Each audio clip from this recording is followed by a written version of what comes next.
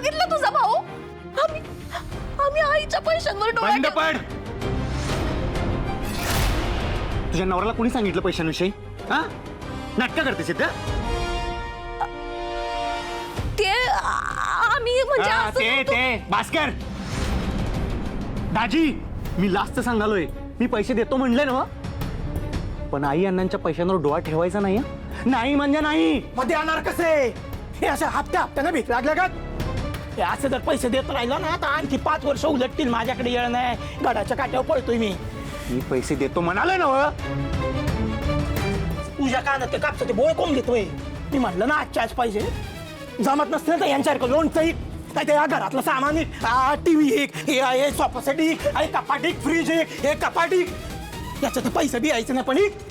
आणि नाही जमले ना पैसे, ती बाहेर जी रिक्षा उभी आहे ना ती बी, हे पाव तेव्हा घरातच पडलेले असतात पेपराचं.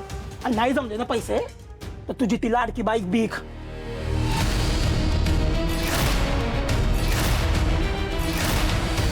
आणि हे जमत नसल तर तुझी बहीण आहे ना, आयुष्यभर घ्यायचंच ठेवून.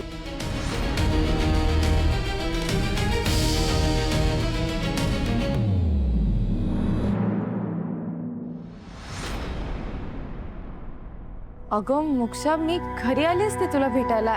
इथे कुठे बोलवलंस? कोणाला बघायला आलीस का? बघायला नाही, एक पेशंट होता त्याला आणलं मी. कोण पेशंट? अगं काही दिवसांपूर्वी माझ्या गाडीसमोर एक माणूस आला म्हणजे धडकलाच. आणि मग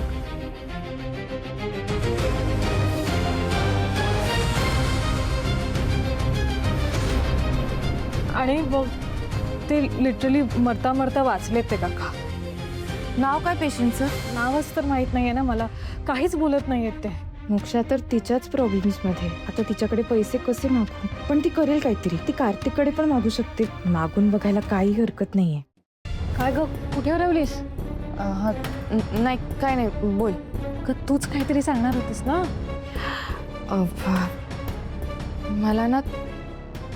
मला तुझी मदत हवी आहे. बोल ना. तुला माहिती आहे ना, मी शुभूची असिस्टंट म्हणून काम करत होते. हो. अगं एक प्रॉब्लेम झालाय. काय प्रॉब्लेम झाला? ओ मॅडम, तुमच्या पेशंटचा बीपी लो झालाय, डॉक्टरांनी बोलवलंय, चला लवकर. हो चला चला. अगं मोक्ष थांब.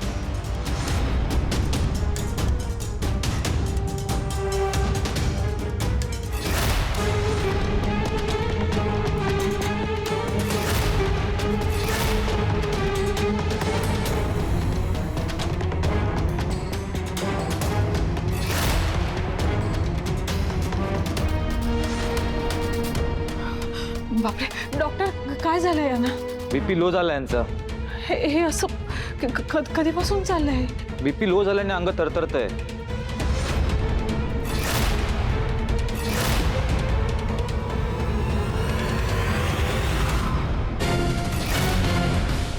मॅडम तुम्ही इथेच थांबा. ऍक्च्युली मी ना त्या मॅडम बरोबरच आली. हो ते सगळं ठीक आहे, पण आतमध्ये एकेवेळी एकच माणूस अलाउड आहे. मॅडम प्लीज तुम्ही इथेच बाहेर थांबा. पेशंट जसा स्टेबल होईल मी मॅडमला बाहेर पाठवते.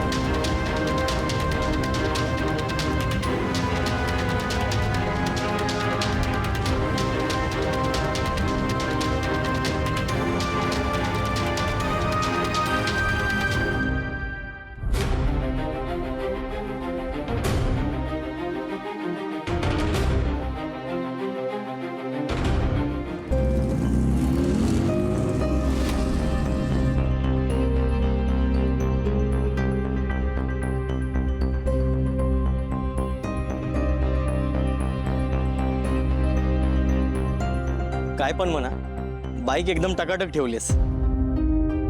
हे मॉडेल जुनं आहे, पण ह्या मॉडेलला मार्केटमध्ये खूप डिमांड आहे. होय.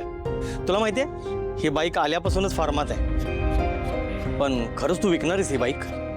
होय. अरे पण तू तर मिनिस्टरकडे काम करतोस ना, मग तुझ्यावर ही बाईक विकायची वेळ का आली? आयुष्यात कधी कधी अशा गोष्टी घडतात की आपल्याला कठोर निर्णय घ्यावे लागतात. मला अर्जंटली 1 लाख रुपयाची गरज आहे. शुभवारी 1 लाख ह्या जुन्या गाडीचे शक्यच नाही.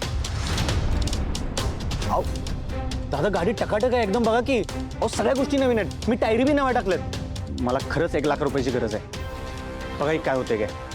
अरे तू वेडा झालायस का? ह्या बाईकचे 1 लाख कोण देणार आहे? नाही होणार. दादा काय करू? 1 लाख रुपये कसे मिळवू आता?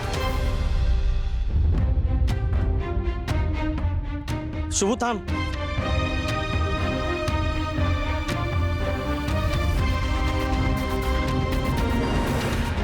एक माणूस आहे ज्याला अशा विंटेज बाईकचं कलेक्शन करून ठेवायला आवडतं. मला वाटतं तो तुझी बाईक नक्की घेईल.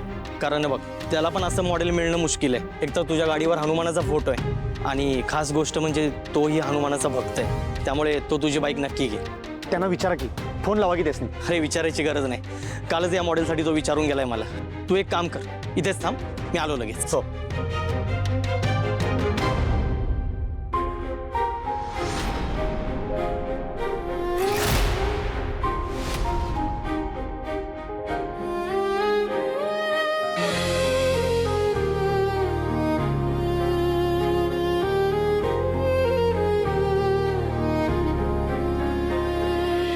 माफ कर. तू माझ्या किती लाडाची आहेस हे तुला चांगलंच माहिती आहे. तुझ्यावर साधी धूळ बी आलेली मला चालायची नाही. तू माझ्या किती जवळची आहेस हे तुला चांगलंच माहिती आहे. त्या दिवशी आठवते स्वीटीनं तुला धक्का मारलेला? मला असला राग आलेला की नाही. मी तुझ्यावर किती प्रेम करतोय हे तुला नाही सांगू शकत. मला तो दिवस आज बी आठवते. मी बाहेरनं चाललेला आणि तुला काचेतनं बघितलेला. मी त्याच वेळेला ठरवलं मी तुला मिळवूनच राहणार. मी लय कष्ट केलं, पैशाची बचत केली आणि तुला मिळवला. तुला मानानं घरला घेऊन आलेलो. असं कुठं ठेवू आणि कुठं नको असं व्हायला तर सगळं संपलं. आता माफ कर.